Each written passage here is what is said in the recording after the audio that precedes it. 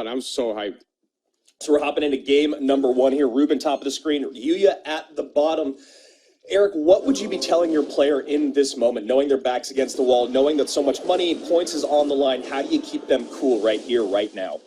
Yeah, I think it's super important to just let them know that it's still the same game, right? This is what I always went through with the players. Yeah, our back's against the wall. Yeah, if we lose, we're out.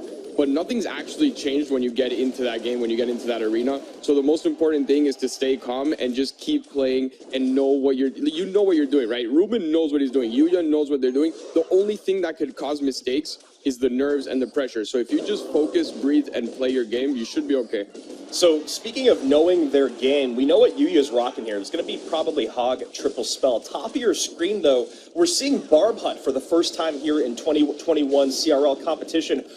Ruben went pretty by the numbers yesterday, rocking a lot of win conditions that we were used to him seeing. What do you think we're seeing right now, and do you like the swerve? Yeah, I was actually going to talk about this a little before if we had time, that I wanted to see Ruben's adaptation to this format, right? Yesterday, like you said, he used the Hog, he used the Graveyard, and he used the RG, which are the 3 decks that he most uses. I wanted to see if he was going to adapt and go with something a little new. I love that I'm seeing HUD, because apart from it not being that meta, and people won't expect it, it's not in a lot of decks, right? So you're not taking out a card that you generally would use in another deck. So it's great for this format. Yeah, and that Barb Hunt really going to help out with this Hog Rider. Of course, the Earthquake going to make that a little bit more difficult for Ruben as we move closer and closer to double elixir time. Yeah. Both these guys playing pretty steady here. What's that? He needs to be careful here because he has taken so much damage on the right, and we know how quickly this cycles. You don't want to be down too much against... Yeah, you see, these hits from the Hogs are really, really crucial for Yuya, because when it gets down to it, if you cycle enough Earthquakes and you play a couple good defenses, you can take the game. So he needs to be careful to not let those Hogs hit anymore. Yeah, it's a lot of damage there on the right-hand side. We see Ruben trying to bounce back right now. Going to get 1 RG shot in and a few Baby Dragon belches there. Baby Dragon squeaking on through that right-hand side. Bomb Tower did come out with the Snowball to help slow things down there at the bridge. Eric, can Yuya continue to go into this lane now that he's got so much damage on it, or does he need to abandon ship and create some opposite lane pressure, knowing that he's not going to win these bridge battles? No, I think he needs to keep pushing the same lane, because at this point, if you switch, you're just not going to do enough damage. He has enough DPS in the cannon card or in the Mega Minion to where the Hog won't actually get enough damage on a split lane without causing him to not be able to push the other side, right? And it's even worse because Ruben's playing the RGs in the back. So if you do split lane and you give him troops on the other side, you might have to end up defending 2 RGs in 2 different lanes, and it could get a little tricky for you. So right now it's 2 RGs in the same lane. First RG misses the Bomb Tower. Second RG on Bomb Tower. This is nothing but trouble for Yuya. Cannon card stacked at the bridge. Yeah, and I think it's not the first time we see Ruben start putting things at the bridge when he knows he's up on Elixir, right? Like you said yesterday, and I loved when you said it, somehow, no matter what deck Ruben plays, at some point in the match, it turns into a bridge spam. It's incredible. Yeah. It truly is, man. He somehow has recognition of his opponent's cycle, Elixir, and knows just when to put the pedal to the metal, and he's doing it again right now. Yeah, and I love this Fireball, not focusing on the Bomb Tower, not really worrying about a prediction.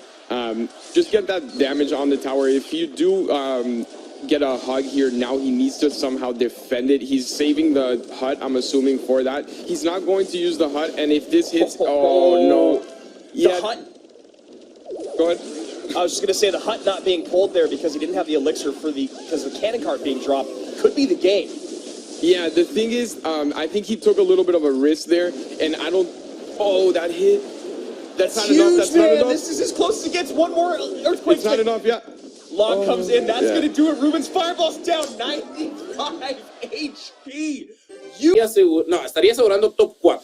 Así que top 4, top 5 ya irían asegurando. La verdad es que cada una de estas victorias importa bastante. Rubén que vuelve a empezar por detrás porque ayer Richard le sacaba el primer match, si no recuerdo mal. Entonces ha tenido un poquito de complicaciones para abrir.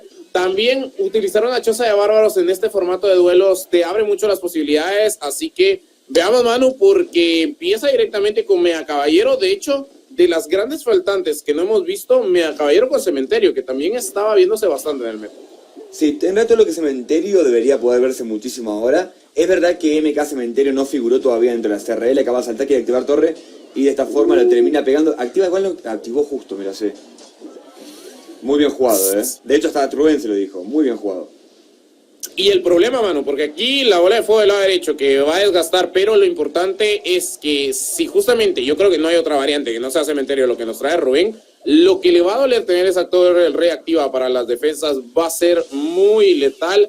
Creo que Yuya tiene acá una ventaja muy buena, mano, y bueno, cuidado porque aquí viene a presionar directamente Rubén. Sí. Caballero muy bueno al frente, veamos la bola de nieve para quitarse las duendes con lanza que están en la parte de atrás. Va a conectar ahora con el zambombazo, mandan a pasear directamente ahora este cañón con ruedas y cuidado, está castigando bastante, pero el cementerio, no creo que este es el modo de ataque que tiene que hacer, ¿no, mano? Evitar un poco usar el cementerio. Estuvo muy bien Rubén al adelantar ese MK, tirarlo desde el puente. Por supuesto que quita cualquier posibilidad de hacer un ataque diferente, pero la presión que le mete es muy agresiva porque el cañón con ruedas venía desde atrás, con lo cual lo complicaba, iba a quedar siempre pegado a la torre. Le forzó a tener que sacrificar un caballero. Muy bien jugado por Rubén.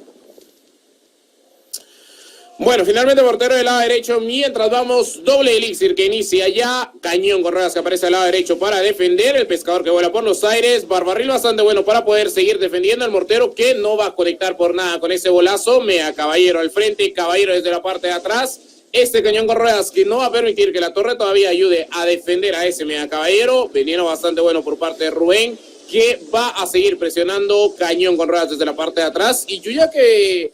No sé, Manu, ¿será que trae? ¿Podría ser cementerio, no? Esa última carta. Sí, podría ser todavía. La verdad que sí podría ser todavía y es.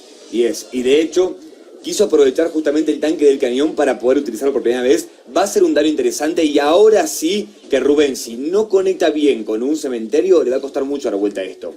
Y hay torre del reactiva, así que se le puso muy complicado al jugador español, ¿eh? Uy, todavía le conecta por ahí un mortero con salpicadura, se viene directamente, cementerio a la contra, veamos, cazador en la parte de atrás, la torre del rey que empieza a hacer su trabajo y empieza el berril bastante bueno, mientras cae el veneno ahora, desgasta a Rubén de cualquier manera posible, pero el cañón con ruedas se queda con un hilo de vida, sigue avanzando, mortero que aparece a la ofensiva, muy buena jaula del forzudo, cuidado con el cambio de target ahora, mago eléctrico que tiene que aparecer porque si no iba a conectar, ciclo cañón con ruedas más, mientras el bolazo cae directamente sobre la torre, pescador para sigue con el target, va a seguir conectando bastante daño, Rubén que tiene bastantes problemas y puede que se le haya ido la partida, Yuya que sigue dando la sorpresa por acá, veneno que aparece defensivo, el mortero que sigue conectando, bárbaro que llega y esto, Manu, que va a ser partida para el japonés, 2-0 sólido sobre Rubén y avanza a la siguiente.